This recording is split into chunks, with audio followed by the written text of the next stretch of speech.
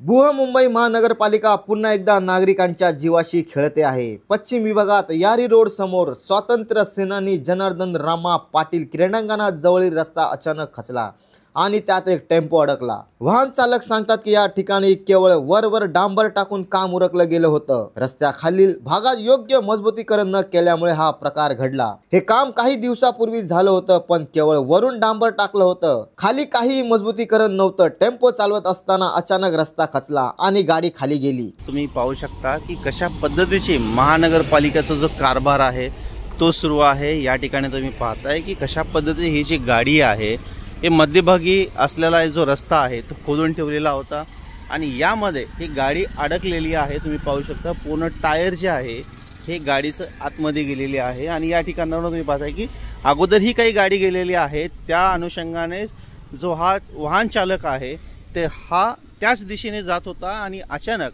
ह्याची जी गाडी आहे ती पूर्ण आतमध्ये गेलेली आहे।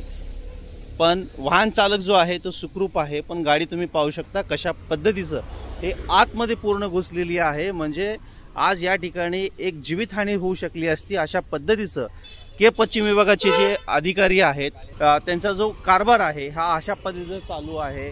आणि ही जी व्यवस्था आहे ही भ्रष्ट व्यवस्था तुम्ही पाहू शकता की या ठिकाणी चक्क जीव घ्यायला निघालेली आहे।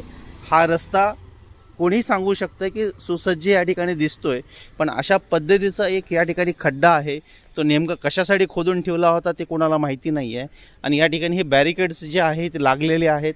हे पहिले लगा हुआ था क्या अभी लगा?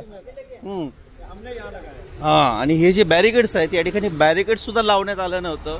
या ठिकाणी वाहन चालकाने नंतर लावलं या ठिकाणी। सर एग्जैक्ट क्या हुआ था, थोड़ा सा बताएंगे आप? सर रोड प्लेन था, बैरिकेड वो साइड था, हमें लगा कि रोड बराबर है, सही है। हमने निकाला, गाड़ी आगे निकल गया, पीछे का फंस गया, पूरा बैठ गया गाड़ी। हमने खड़ा कर दिया, नहीं पलटी हो जाएगा। बाद में बैरिकेड साइड में कर दिए। वो लोग को यहाँ लगाना चाहिए था, वो साइड में लगाए रखे थे। रोड ऐसा क्लीन दिख रहा था, बढ़िया, इससे गाड़ी फंसी। तर यावरून पाहू शकता की आज या ठिकाणची जी व्यवस्था आहे ती कशा पद्धतीने झालेली आहे। या ठिकाणी महानगरपालिका जनतेकडनं मोठ्या प्रमाणामध्ये टॅक्स वसूल करतं। रस्त्याची जागोजागी खोदकामं सुरू आहेत, पण त्या ठिकाणचे जे ठेकेदार आहेत, जे थर्ड पार्टी ज्यांना आपण बोलतो, त्यांची ही जी व्यवस्था आहे ही अशा पद्धतीने झालेली आहे। म्हणजे भ्रष्ट व्यवस्था आहे आणि ही जी भ्रष्ट व्यवस्था आहे आज लोकांचं जीव घेत आहे।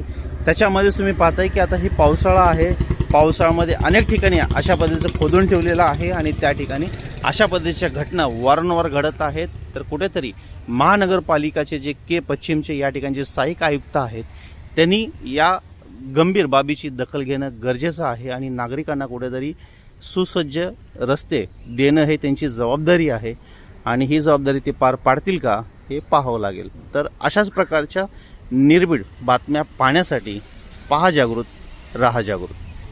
जागृत महाराष्ट्र न्यूज चॅनलला आता आपण ट्विटरवरती देखील फॉलो करू शकता। तसेच जागृत महाराष्ट्राच्या वेबसाईटला भेट देण्यासाठी गुगलवर टाईप करा www.jagrutmaharashtranews.com।